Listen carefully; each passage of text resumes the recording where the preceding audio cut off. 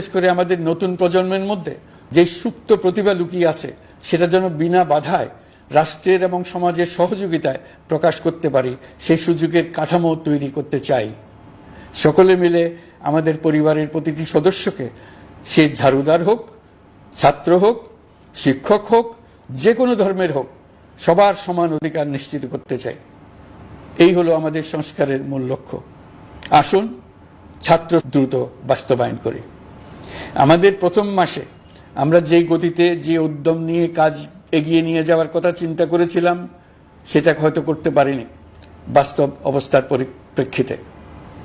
দেশের আইন শৃঙ্খলা পরিস্থিতি স্বাভাবিক রাখা গেলে আশা করি আমরা আমাদের গতি অনেক বাড়াতে পারব। এই জন্য দেশের সকল মানুষের কাছে, শিক্ষক, ছাত্রছাত্রী, কৃষক, শ্রমিক, পেশাজীবী, বড় ব্যবসায়ী, ক্ষুদ্র ব্যবসায়ী, দিনমজুর, গৃহিণী, সকলের সহযোগিতা চেয়েছি। আমাদের কাজ বড় কঠিন, কিন্তু জাতি হিসেবে এবার ব্যর্থ হওয়ার কোনো অবকাশ আমাদের নেই। আমাদেরকে সফল হতেই হবে। এই সাফল্য আপনাদের কারণেই আসবে, আপনার সহযোগিতার কারণেই আসবে। আমাদের কাজ হবে আপনার আমার স্বপ্নকে বাস্তবে রূপায়িত করা। এখন আমরা আমাদের দ্বিতীয় মাস শুরু করছি। আমাদের দ্বিতীয় মাসে যেন আপনাদের মনে দৃঢ় আস্থা সৃষ্টি করতে পারি, সেই চেষ্টা করে যাব। ধৈর্য ধরুন, এই কথাটি আমি মোটেই আপনাদের বলবো না। আমরা সবাই অধৈর্য হয়ে পড়েছি।